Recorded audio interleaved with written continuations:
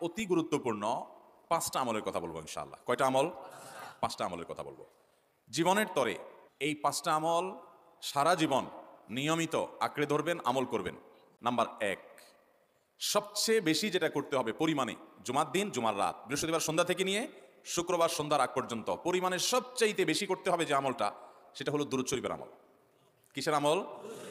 ভাইরা, দুরূদ এমন একটা আমল, আপনি যদি শুধু দুরূদের এই আমলটাকে আঁকড়ে ধরেন, সবসময় আপনার মুখ দিয়ে দুরূদ বের হতে থাকে, পড়তে থাকেন, তো নবী করিম সাল্লাল্লাহু আলাইহি সাল্লামের ভাষ্য অনুযায়ী, তার ওয়াদা অনুযায়ী, ইদান তুকফা হাম্মুক ওয়া তুগফার যামবুক, তোমার যত পেরেশানি আছে নবী সাল্লাল্লাহু আলাইহি সাল্লাম বলেছেন, এই সব পেরেশানি দূর করার জন্য এই দুরূদের আমলটা যথেষ্ট হবে ইনশাআল্লাহ। এবং গুনাহ মাফের জন্য এই দুরূদের আমলটা কি হবে? যথেষ্ট হবে।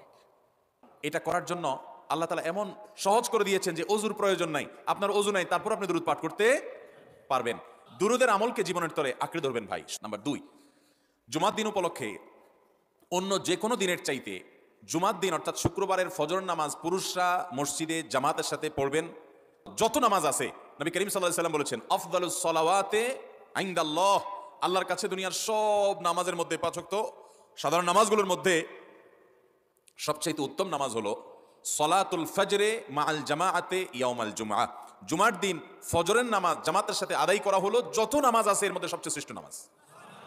আমাদেরকে শয়তান অন্যদিন ফজরের নামাজ পড়ার সুযোগ হলেও শয়তান এমনভাবে আমাদেরকে ধোঁকা দেয়, শুক্রবারে ফজরটা পড়াটা সবচেয়ে বেশি কঠিন হয়ে যায়। 3 নম্বর আমল হলো সূরা কাহাফ পড়বো। কোন সূরা পড়বো?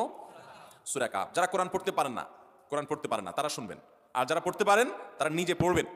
সূরা কাহাফ যদি জুমার দিন কেউ পড়ে, নবী করিম সাল্লাল্লাহু আলাইহি সাল্লাম বলেছেন এই সূরাটা তার জন্য নূর হবে, নূর, আলো আল্লাহর তরফ থেকে।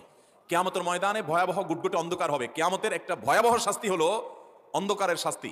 সূরা কাহাফ যদি কেউ এক বৃহস্পতিবারে পড়ে, পরের বৃহস্পতিবার পর্যন্ত, এক শুক্রবার যদি পড়ে, পরের শুক্রবার আগ পর্যন্ত পুরো সপ্তাহব্যাপী তার ভিতরে নূর, ঈমানের নূর, তাকওয়ার নূর, ইলমের নূর, আমলের নূর, ভালো মানুষ হওয়ার নূর তার ভিতরে আল্লাহ তাআলা সৃষ্টি করে দিবেন।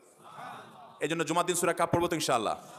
4 নম্বর আমল হলো, দুনিয়াতে যত ফজিলতপূর্ণ আমল আছে এর মধ্যে সবচেয়ে বেশি ফজিলতপূর্ণ আমল এটা। খুব সহজ আমলটা, খুব সহজ, প্রত্যেক শুক্রবার আমরা এটা করতে পারি।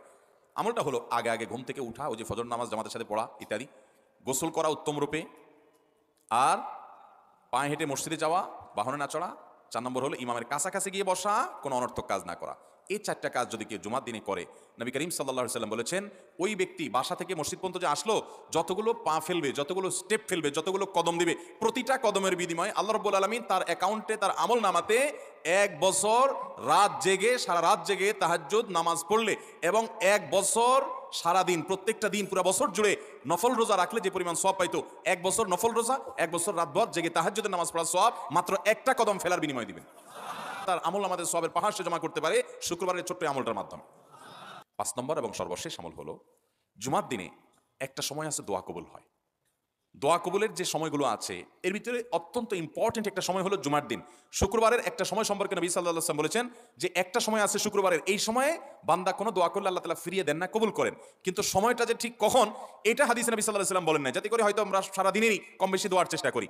এই বিষয়ে মুহাদ্দিসগণ, হাদিস বিশ্লেষকগণ, পণ্ডিত ওলামায়ে কেরামগণ হাদিসের বিভিন্ন আকার ইঙ্গিতকে গবেষণা করে, অ্যানালাইসিস করে এক একজন এক এক সময়ের কথা বলেছেন। তবে বেশিরভাগ ইমাম, বেশিরভাগ পণ্ডিত ওলামায়ে কেরাম, বেশিরভাগ আপনার ইসলামিক স্কলারগণের বক্তব্য হলো যে এই সময়টা হলো জুমার দিনের শেষ প্রহর, আসরের পর থেকে নিয়ে সূর্য ওঠার আগ পর্যন্ত এই সময়টা, দিনের শেষ সময়টা বিশেষভাবে আল্লাহ তাআলার কাছে দোয়া করব। ঠিক আছে তো ইনশাআল্লাহ?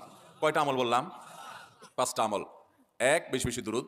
2, ফজর নামাজ জামাতের সাথে পড়া পুরুষরা, মহিলারা অক্তমত পড়বেন, পুরুষদেরকে পাঠিয়ে দিবেন মসজিদে। 3, সূরা কাহাফ পড়বেন। 4, আগে ঘুম থেকে উঠে উত্তম রূপে গোসল করে মসজিদে আগে আগে গিয়ে, পায়ে হেঁটে গিয়ে, সামনে ইমাম সাহেবের কাছাকাছি গিয়ে বসা, অনর্থক কথা কাজ না করা, তেলাওয়াত জিকির আজকারের মাশগুল থেকে নামাজটা পড়ে বের হয়ে আসা, এই কাজ। নাম্বার 5, দোয়া করা, বিশেষ করে দিনের শেষ প্রহরে। আমল করবো তো ইনশাআল্লাহ? মনে থাকবো তো ইনশাআল্লাহ?